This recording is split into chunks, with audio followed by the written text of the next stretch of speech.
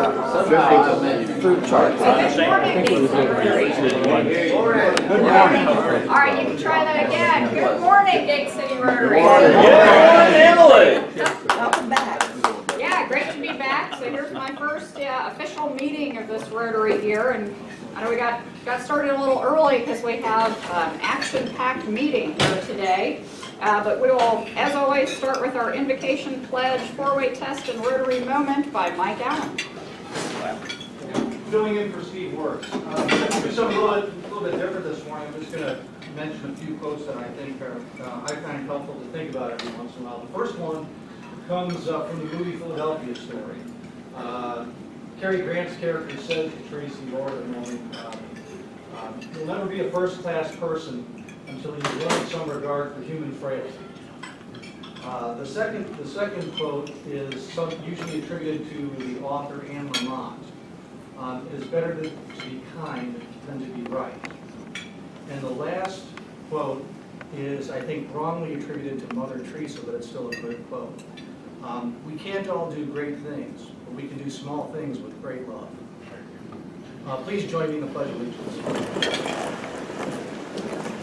I pledge allegiance to the flag of the United States of America and to the republic for which it stands, one nation, under God, indivisible, with liberty and justice for all. Of the things we think, say, and do. Is it truth? Is it fair to all concerned? Will it build goodwill and better friendships? Will it be beneficial to all concerned? I think we already did. My Rotary moment is the same as it was last year. What? We didn't create a new moment for Since he was filling in, I let him off the hook. Oh, okay. He did one last week. All right. So, I know, Dale, you're at the back there, but do we have a Sergeant at Arms report? In about 2 minutes. Hang on, I did. Several people are We here. have several people here. We have 40 members. We've got 2 visiting Rotarians. We've got Zach Engel from Summit. Tom Hodgson from Kayville, Kernersville. You said you had 2 guests at your other one show? I have my Rod Carey and we have Rebecca Byerly here today. You slid by me there. Okay, I was like, I heard this morning. Yeah, he is my guest. His name's Jeff Tillman. He was here last week, and the guy that was supposed to bring him didn't show up, so I apologize. He's not here again this morning, but Jeff's my guest, and we're trying to have him. You guys are being consistent.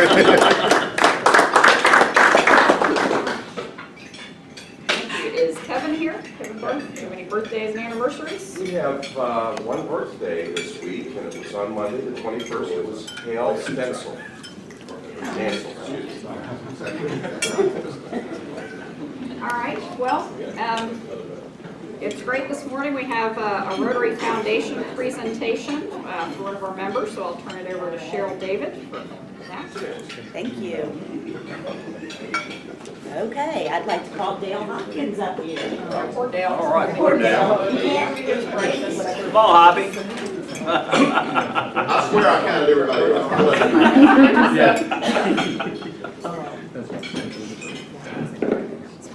Jelly on my hand. No, but I'm not shaking your hand. There you go. Thank you. Everyone, we have the pleasure today and honor of expressing special appreciation to a member of this club who has made a commitment to tomorrow. He has chosen to make a generous gift to the Foundation's permanent fund, and he's now among the ranks of the Foundation's benefactors, individuals who have informed the Rotary Foundation that they have remembered the Foundation, in this case with a special gift. So thank you so much, Dale, for doing this. It gives me great pleasure to announce that Dale Hopkins made such a commitment to the permanent fund, and he understands that we live in a world where millions suffer from war, disease, poverty, poor medical resources, and adequate educational opportunities. Dale, please accept our appreciation as a club, and congratulations on becoming a Rotary Foundation benefactor. Thank you. Beautiful award. I'll take out the receipt. soup. Thank you. Thank you. It's a short book there. Better be. All right, so some announcements. So Rotary Family Day at the Dash. So I know, Chris Justice sent something out, Dan Quinn did as well. I hear we have about 7 Rotarians from Gate City attending, which is great. Do want to let you know, there's still time if you have interest on August 2nd, Saturday, August 2nd, over in Winston-Salem. So you can order tickets up until the day before the game. So we can certainly send out the link and the information again if you're interested. Let's see, so fundraiser. Cheryl, did you want to talk about the fundraiser at all? Everybody tired of me yet? I'm coming up here because this is so important. The Rotary Party, we are asking for corporate sponsors. I sent everybody the link to David Graves' beautiful brochure, and I also sent you the letter that I sent to all of my contacts. Of course, I'm going to follow that up with a phone call. Please contact your companies, contact those who you think might be very giving. This benefits 100% all of the charities that we represent. Please come up to me afterwards if you've got a corporate sponsor. Thanks so much. All right, Chip, you want to say anything about pig stock? Oh yeah, pig stock, October 11th, it's coming up whether we like it or not. Actually, it's going to be a lot of fun. We're going to try and we had about 250, 300 people last year. We're planning, it's a full-blown Rotary project this year. It's a family of Rotary thing. Past District Governor Cookie Billings, or PDGCB, is heading the thing up. I'm sort of the coach here with Dan. And we're going to win again, mainly because we're going to have the most people there buying the most tickets. But that means y'all have to come, okay? October 11th, put it down. And I'll need help on the Rotary cooking team, okay? Because you still got to cook the pig in order to get it entered to win. But October 11th, please put it on your calendar. And so, yeah, just a note on that. So we're still using the Cowboy Cauldron, but you're going to be running around. I'm planning to cook, but I'm hoping you're going to help. Yeah, so, Okay. we need our team back together. We need Well, we need the rest our of the winning team, too. team and new members to join us for cooking the pig. Yes. And then, so I'm pleased to have with us again here today Rebecca Byerly. Chip, were you going to do an intro? You memorized her- Well, I was waiting on you to call on me, Madam Hull. Yeah, Rebecca Byerly first became acquainted with Gate City Rotary in 2006. I was not on the past President's Committee at that time, but when we were interviewing people for ambassadorial scholars to go out into the world and study for a year, they were interviewing a few people, and they interviewed Rebecca amongst several other people, and I understand the comment was made, and I'd have to find the other correct past president. Well, I don't know who's getting the other scholarship, but we got this one done. So Rebecca is that kind of person. She's very impressive and she gets things done. She is a world traveler and an adventure sports, I guess junkie would be a good thing to say. She's also an ultra-marathon runner. And through her travels and running in Egypt, Afghanistan, Nepal, Libya, and in India and some other places, she's come across many other women who would like to compete in some of these things. And through that, she's come face to face with many of the oppressions of women throughout the world and prohibitions against them even competing in sports. And because of that, and over the last 7 years, Rebecca has come to try and do something about that. And her method of doing that through a movie about ultramarathoning and women in the sport, Women of the Mountain, she's trying to raise the money to create a movie about that and bring light. It's going to be a 60-minute movie. But in order to get it out there to HBO, Cinemax, or somebody else, a major place to play this movie, she's got to get her trailers done. And to get the trailers done, she's got to raise cash. And so she has started a site on Kickstarter. She's raised about $8,000 in the last 10 days. 6 days. 6 days, okay. My wife and I are behind this. We think this is a good thing, a good cause. That's why Carrie's here, because you don't see Carrie. Usually the Christmas party, Carrie makes stuff and out. But we met with Rebecca last night, talked about the project we are supporting.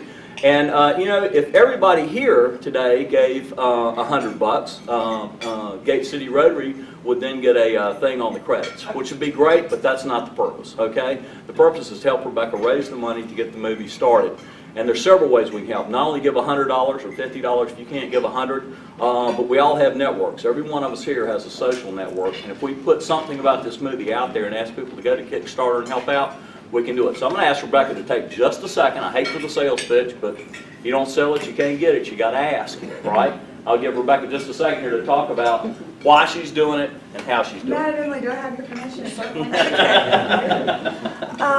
so in addition to being a runner, I'm also a journalist with the New York Times, Discovery Magazine, and National Geographic. I don't know if you guys are familiar with the rape that happened in India on December 16th. Rape happens in India every single day, so many times a day, but this one finally made the news, and that happened 3/4 of a mile from my house. And when that happened, I was writing a story for the Christian Science Monitor on how 70% of children in India are victims of sexual violence. It's a huge, huge number. And so suddenly work is great because finally the world's paying attention to what's happening in India with women.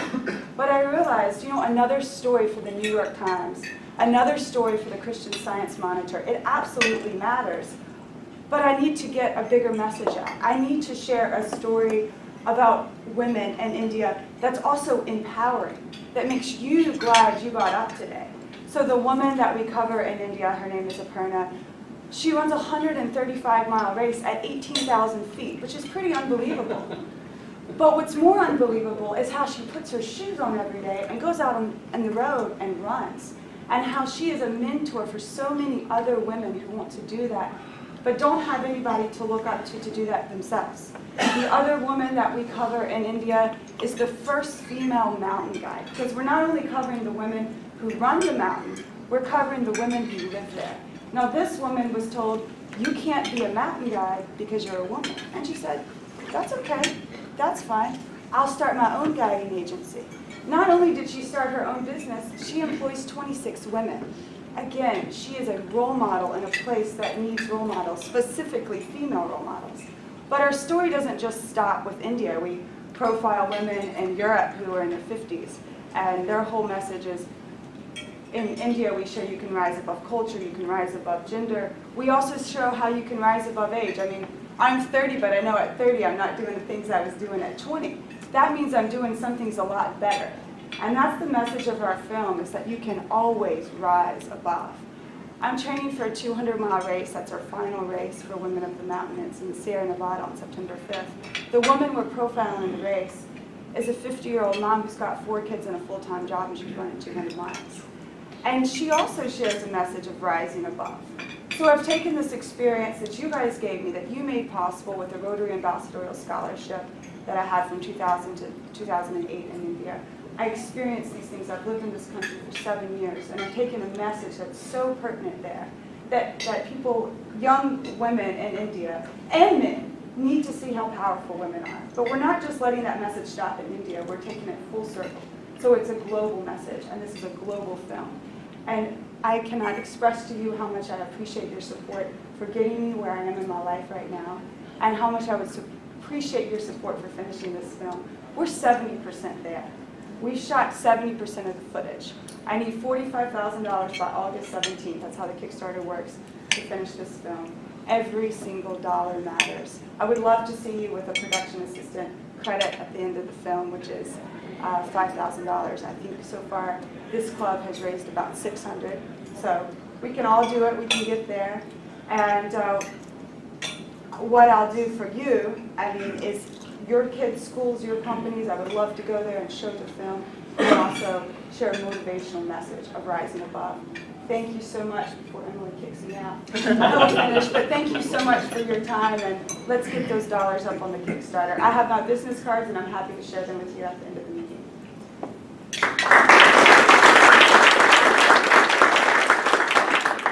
Thank you very much. Very inspirational every time you come in and talk to us. We appreciate that. Happy dollars. Happy dollars, all right. Does everybody feel bad about themselves right now? I'm only 30 and I wrote 20. Even Bobby should feel bad. Happy should No. usually feel bad. Not inspired, not that. John, this is a happy dollar for because it tells me what Rotary is all about.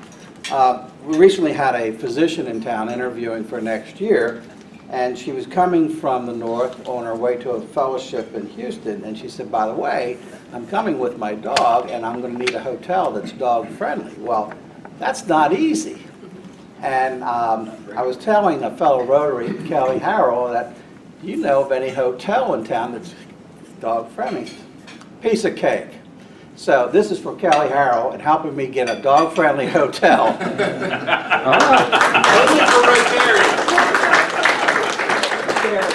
It wasn't the Sheraton, was it? It wasn't the Sheraton, was I won't tell you which room it was. it? La Quinta, isn't it? Doesn't La Quinta look? It was the first floor. Thank you. Buster, this happy dollar is actually for you. Oh, man. I was just recently appointed to the Commission on Aging, so I just want you to know. I gotta make sure you have a quality life, okay? Congratulations. Is that for Buster or Grandpappy? This is Happy Dollar for the Rotary, Gate City Rotary. I've missed you guys. I went out of town 32 days ago. Now I'm back, and I was excited to get up, even though I'm losing my voice. I was excited to get here this morning. All right. Where you been? I've seen the pictures. Yeah, get Facebook friend me. I've been all over the place. Been to 5 countries. Cool. Chip, just a quick one. I don't want it to be the chip show today. This is for Sarah, helping put together the Rotary Youth Leadership. Wilder's out there. He's with Mary Catherine, Rob's daughter. I can't remember. Midget and Sam Elliott and Katie Quinn. So we've got 4 representatives from Gate City there out of 48, and they look like they were having fun when we left. So it should be a good thing. Thank you. I guess I'll do 2. One is, like Danny, great to be back at Gate City Rotary, missed it for the last 3 weeks. And then the other is just, quick update on my trip. Had a fabulous time. I went to 2 countries, I can't say 5, but went to Spain and then went to Morocco and, went to Marrakesh, and then we did a trip into the Sahara Desert and rode camels, and it's a bucket list thing, so I definitely recommend that for everyone. Where we went, they were the little dunes. So if you look at the pictures on Facebook, they're carefully staged to look really impressive because it's a big rocky plain with a couple little dunes. So I definitely want to go back, and you have to go further south to where the big dunes are, but that's on my list, to go back to the big dunes and ride camels again, because that was a lot of fun.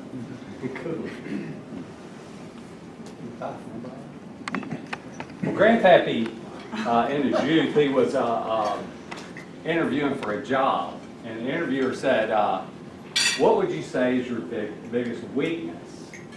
And he said, honesty. I said, well, I don't really think honesty is a weakness. And he said, I don't really give a crap about what you do.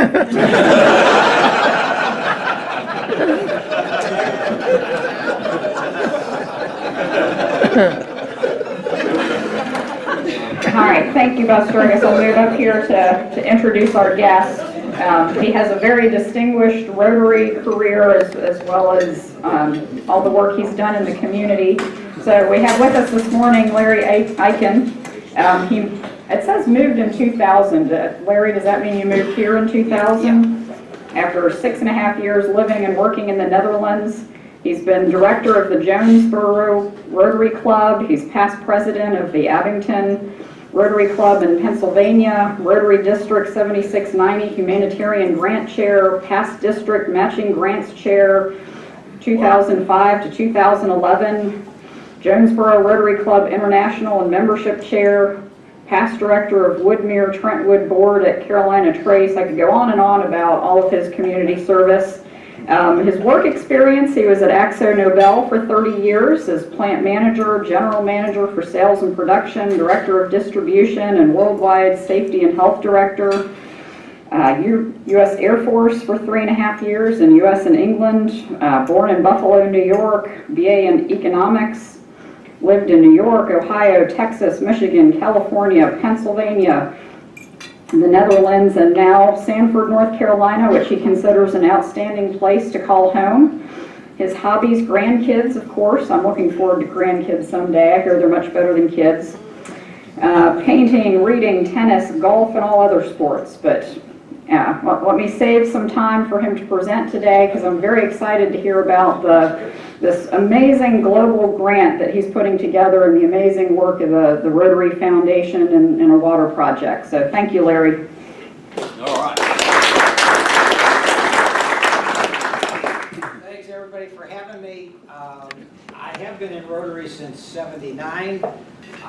Greatest organization in the world. I have made up all over the world, but it's wonderful to be here. I looked at your website last night, and it is amazing the amount of work that you all are doing, both locally and internationally.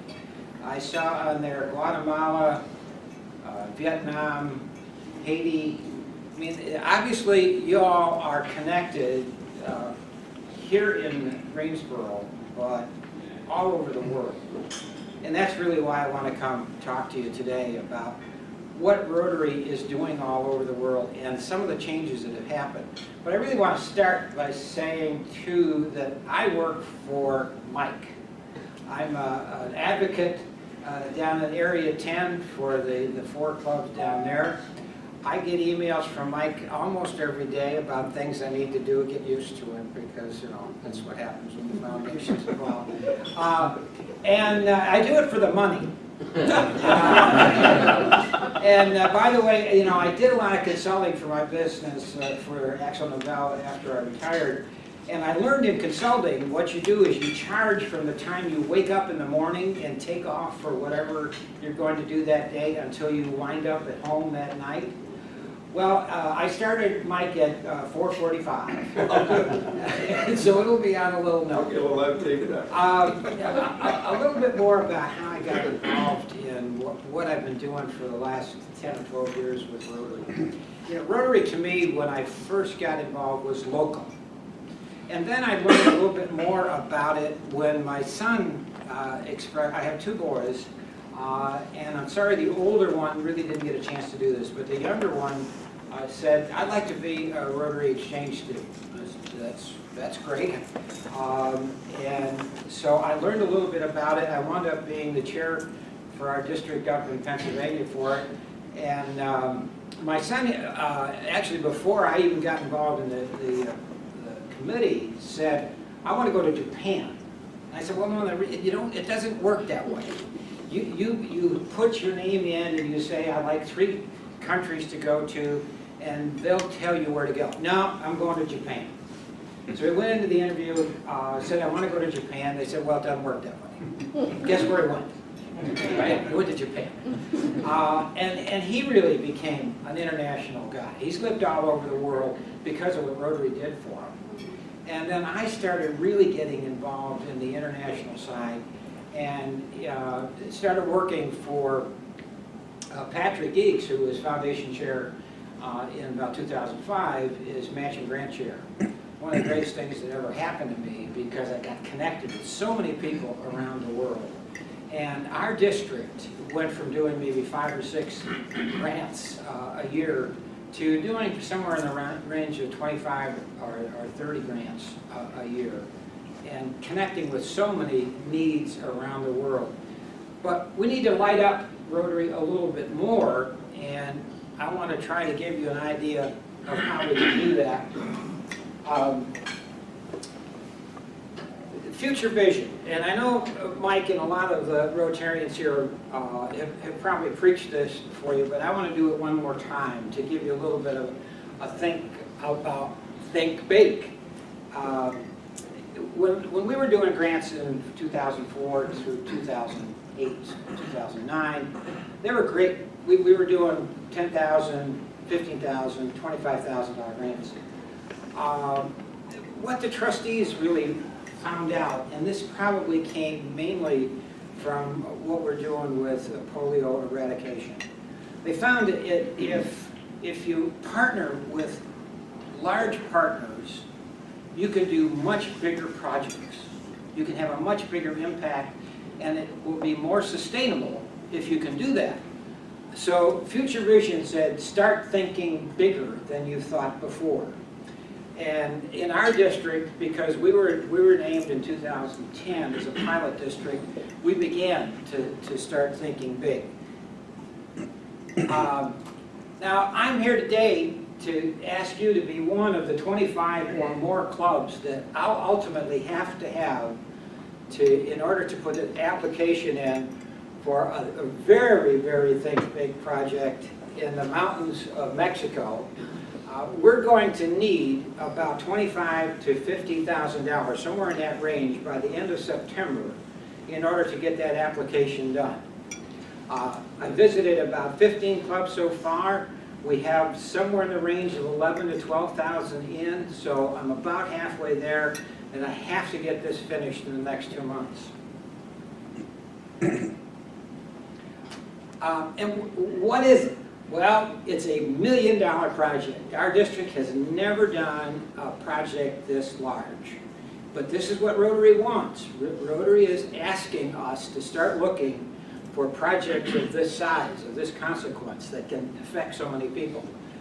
And what I would call, after talking with extended periods of time with lots of people at the foundation, this is a model project. It's a dream project as far as they're concerned.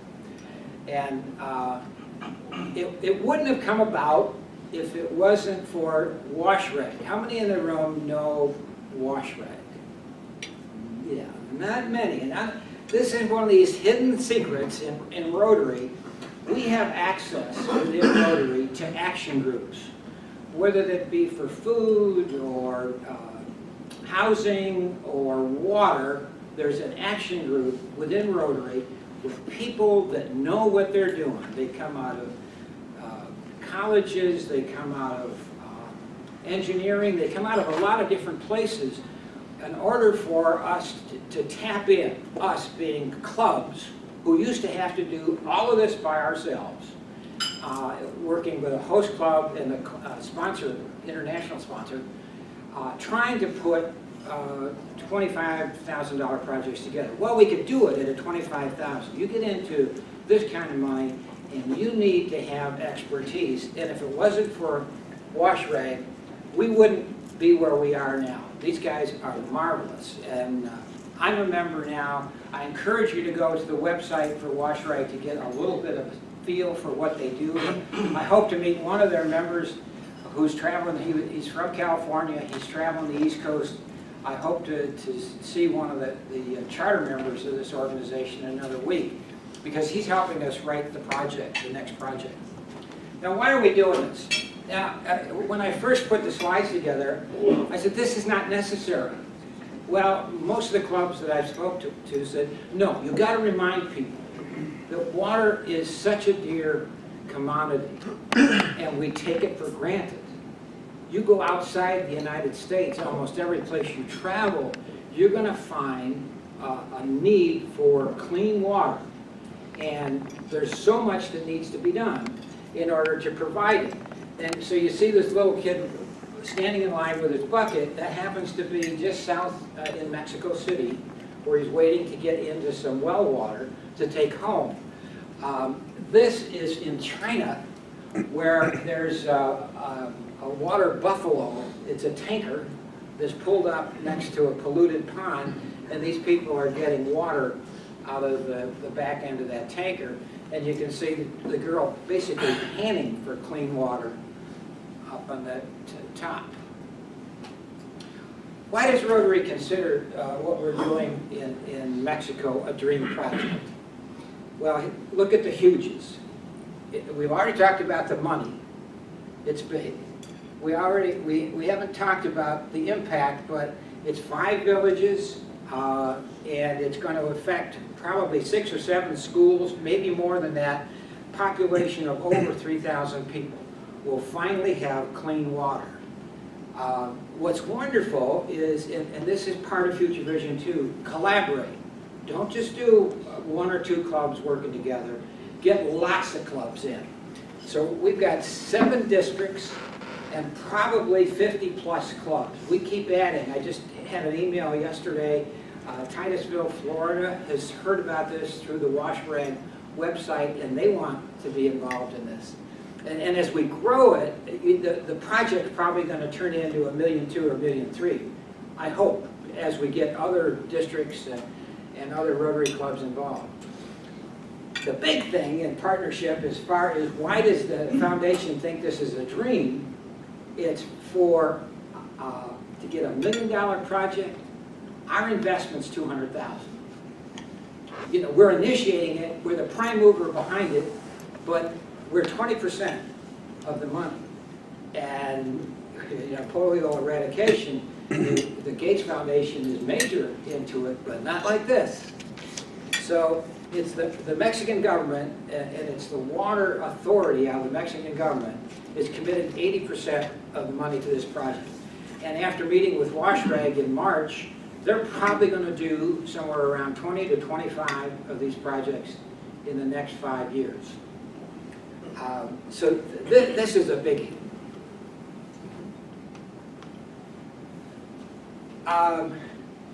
What we've learned, and what I learned in dealing with matching grants and now global grants, is if you're going to be effective, if it's going to be good, you've got to know the host.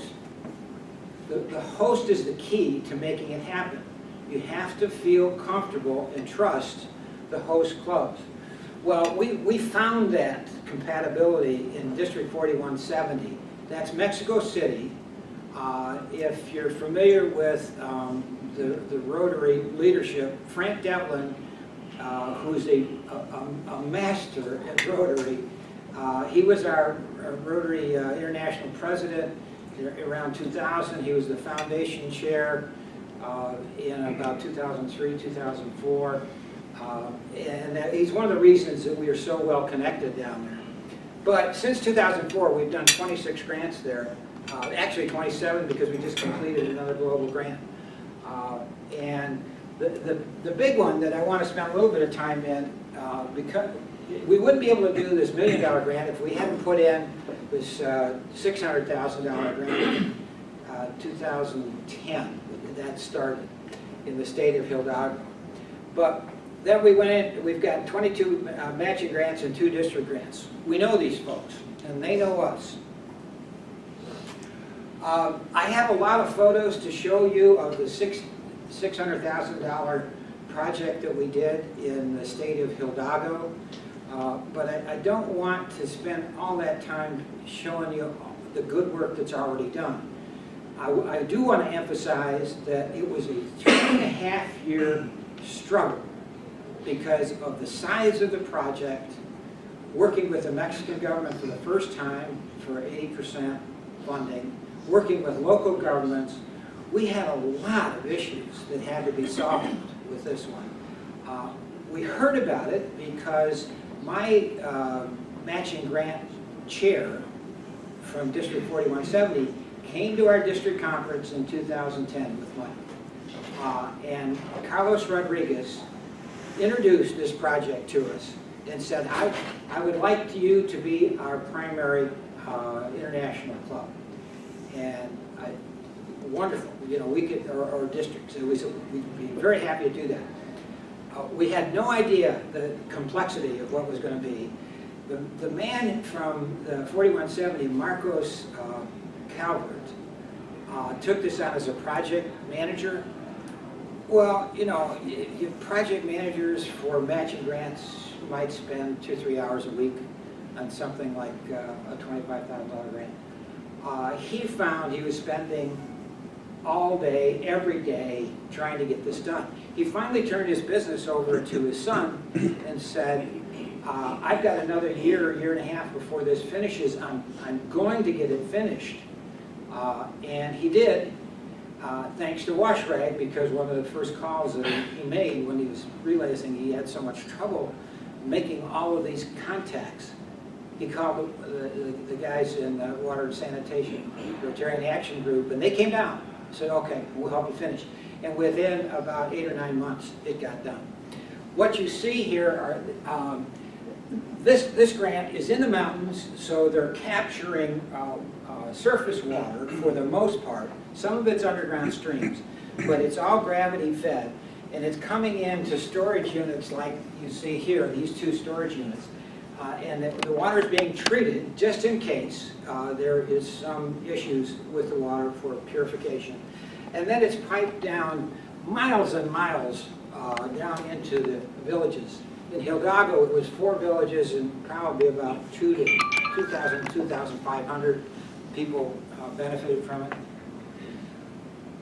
That's the interior of one of the storage tanks that was being constructed. This is when it was all put together. They put the pressure system on, all gravity fed, and it's shooting out. And they're celebrating here. My gosh, we got it. Inside that house is 147 valves, where we have our valves for our water shutoffs right out in front of our houses. There's all the valves are in that one house for all the villagers, 147 houses in that village. This is Marcos.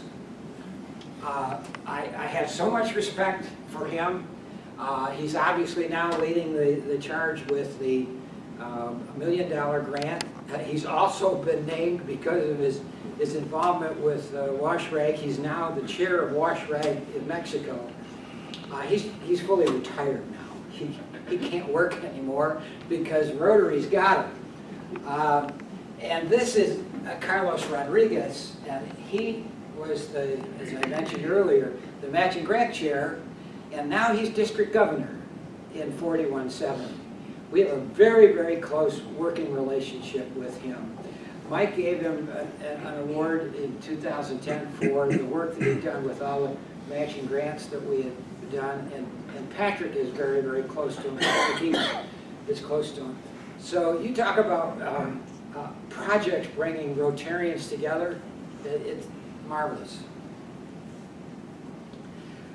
Just to orient you a little bit with what we have done and what we plan to do,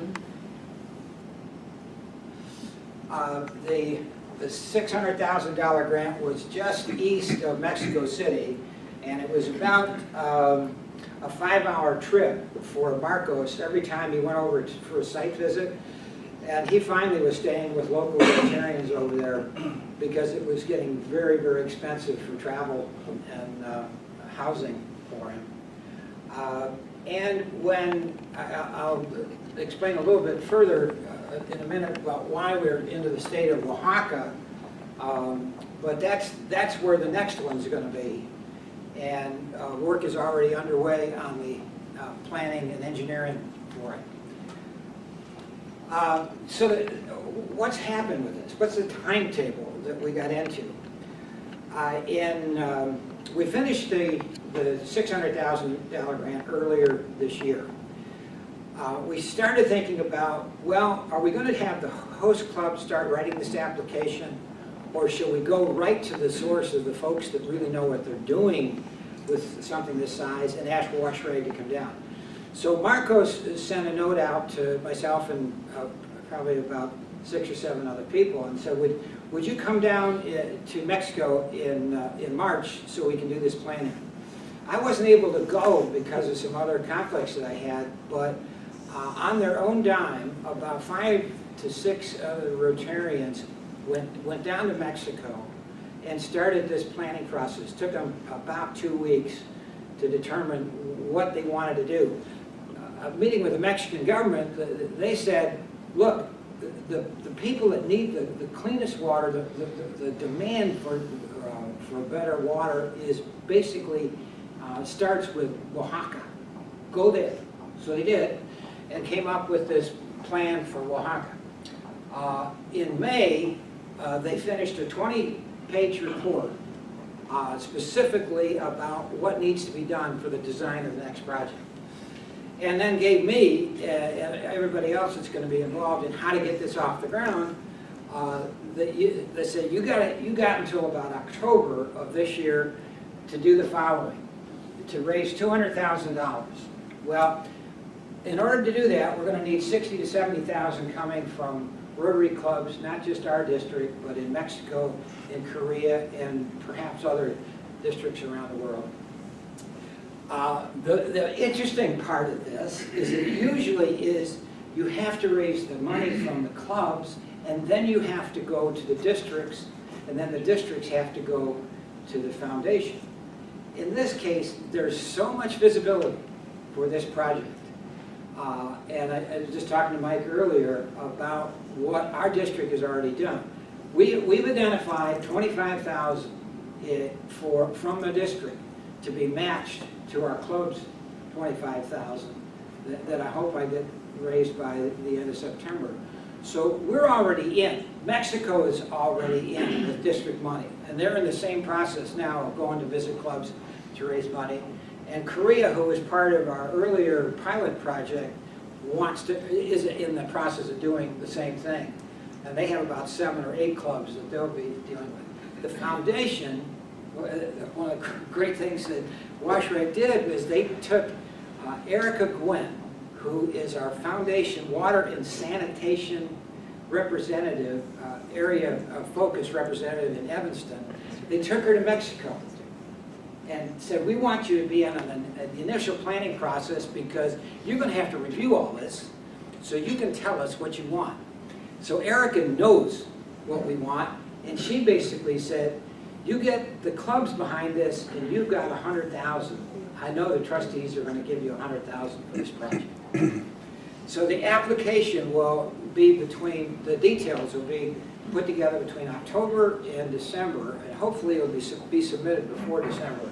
We think there'll be approval by March for it because of the groundwork that's already been laid. And construction will start, we hope, in June of next year. And instead of taking 3.5 years, it'll take 18 months because of what we've learned with that first project. Okay, here's where it gets down to the details for what I've been doing with the clubs, the visits that I've been making. We've been asking clubs under 15 members to do 50 to 150. And the reason for that is most of clubs that are that size have never participated in either a matching grant or a global grant. And we want as many of our clubs to feel a part of a very large project. So we're spending a lot of time trying to get the smaller clubs involved. And I've already got 3 that have said $150 to $250 we're in. So 16 to 30, I'm asking for that range, the 31 to 60. And you fall in here, but we will take more. But you know, when we did the first project, what we asked was 4 or 5 clubs to do 3,000, 4,000, 5,000. And that's probably the easy way to do it because you can, to big clubs, you can sell this because it's such a great project, but that doesn't involve the district. That doesn't get lots of clubs involved and feeling good about this. So we decided, okay, let's do it this way. And it's working out very well. As I said earlier, we're probably close to halfway there right now. And I've got another 15 or so clubs to visit between now and September. The challenge could be, by the time we look internationally, we may not get 10 to 15,000 from the 70 clubs that we're looking for. We're trying to figure out, well, how can we prepare for that shortfall? What can we do in order to get to that 70,000 mark?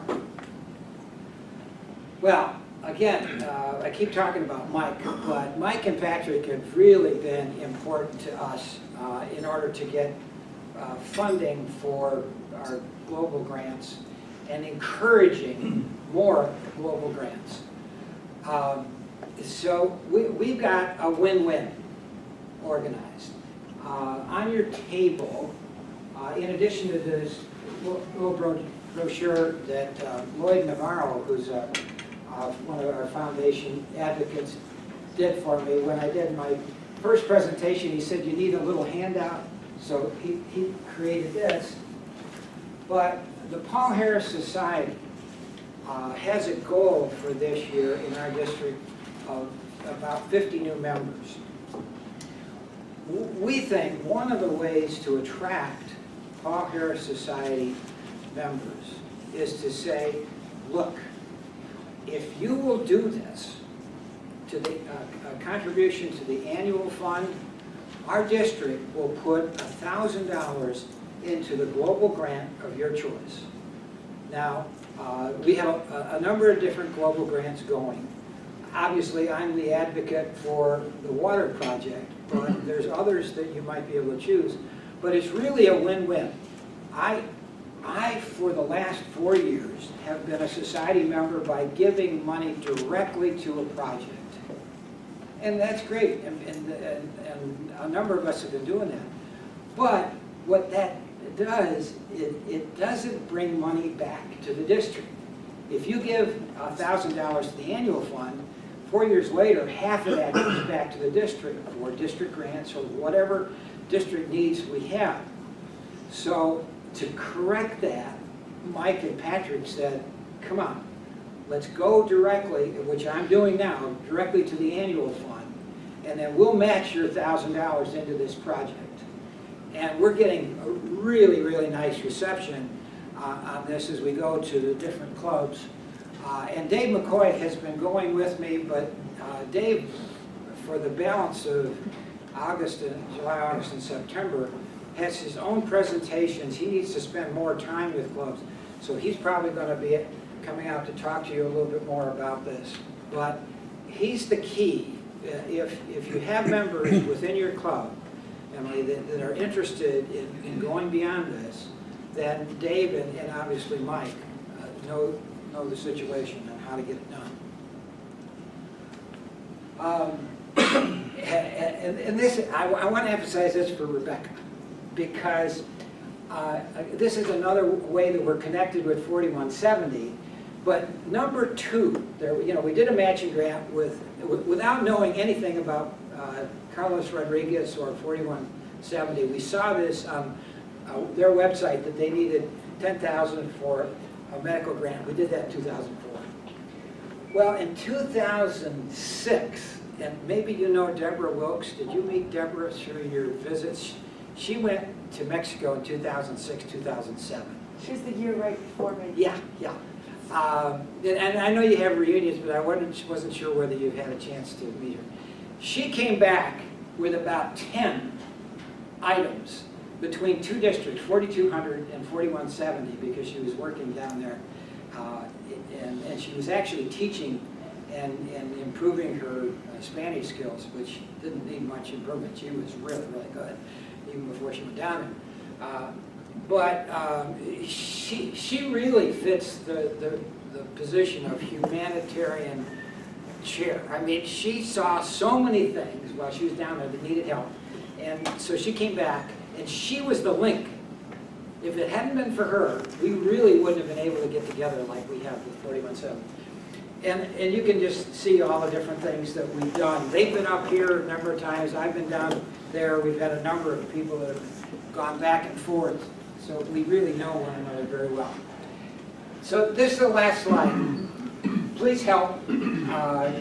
We can't get this done without involving 25 or more clubs.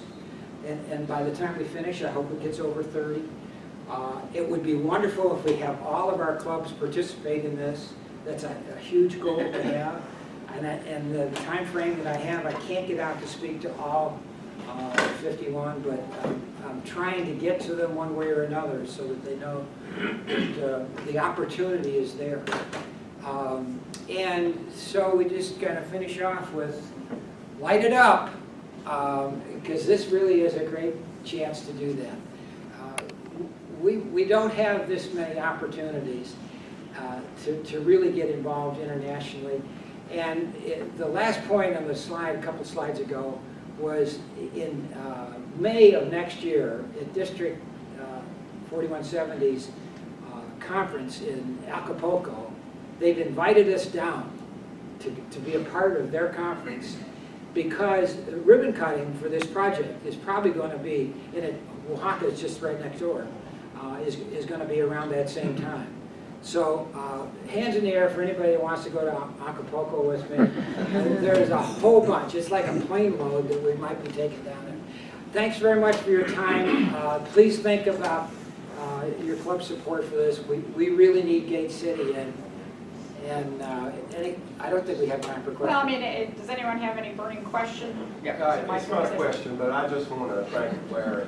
Obviously, he has the passion for what he's doing.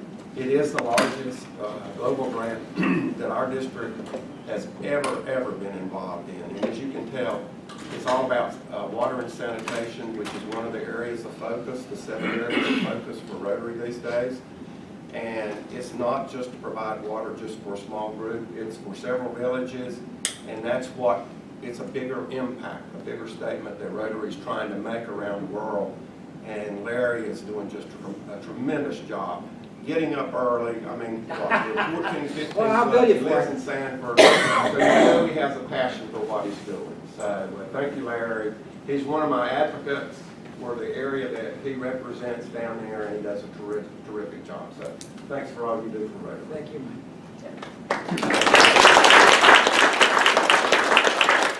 Cameron Raffle? I guess Larry, if you would pull the ticket and read the last 3 numbers. 974.